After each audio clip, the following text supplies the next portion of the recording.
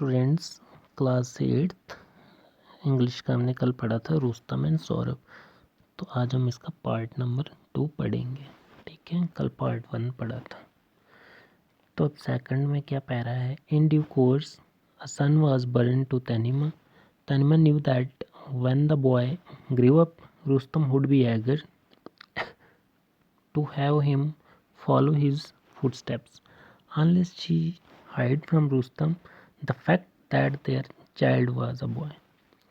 He would certainly take away the child.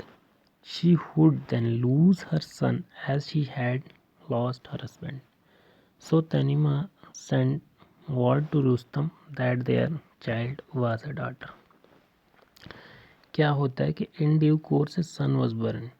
कहते हैं कि कुछ ही टाइम के बाद क्या होता है कि वहाँ एक लड़का पैदा होता है तनीमा को।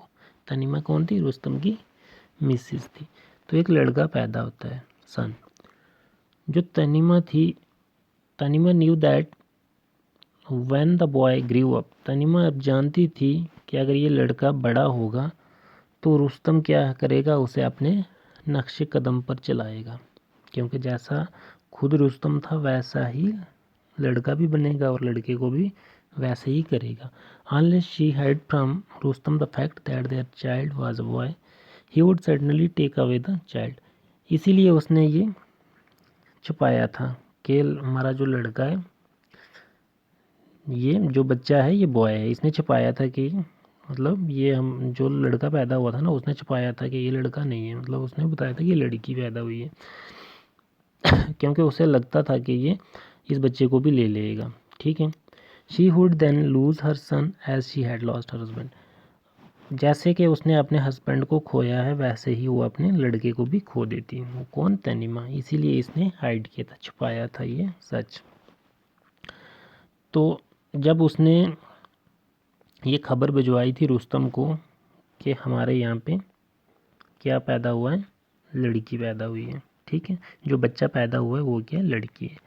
मतलब जो तनीमा थी ना, तनीमा ने क्या किया था, ये एक छुपाया था, राज रखा था उसने अपने इस पति हस्बैंड से कि जो हमारे यहाँ बच्चा पैदा हुआ है वो लड़का नहीं बल्कि लड़की है। क्योंकि उसे लगता था कि अगर मैं लड़का बताऊंगी तो वो भी इसे अपने नक्शे कदम पे चलाएगा, और जैसे मैंने उसको खो दिया वैसे ही मैं इस अपने लड़के को भी खो दूंगी। तनीमा नेम्ड हर सन सौरभ। उसने उस बच्चे का नाम क्या रखा? सौरभ रखा। ठीक है, उस बच्चे का नाम क्या रखा था? Which means child of many smiles. उसका नाम क्या था? सौरभ रखा था, जिसका मतलब क्या होता है? मुस्कुराहटों वाला बच्चा। ठीक है। Saurabh grew up into a brave and handsome boy. ठीक है, सौरभ जो है एक खूबसूरत नौजवान के रूप में पैदा हुआ और बड़ा होता गया। ठीक है, बहादुर की तरह। He learn to use the sword and shield and become skilled in the arts of war. ठीक है, उसने तलवार और ढाल का इस्तेमाल करना सीखा। ठीक है, करना सीखा और एक ये उसने सारा कुछ सीख लिया ये चलाना, और एक skilled in the arts of war, मतलब अब जंग में माहिर हो गया वो। For miles around there was no one who could compete with him in feats of swordsmanship. मीलों दूर तक कोई ऐसा ना था जो उसकी तलवार का मुकाबला कर सकता था। ठीक है, कोई भी उसका मुकाबला नहीं कर सकता था। One day there came to that country a young warrior who had fought in distant lands. एक दिन क्या होता है कि इस मुल्क में एक नौजवान वॉरियर आता है, लड़ाकू आता है, जिसने अलग अलग मुल्कों में जंग लड़ी होती है।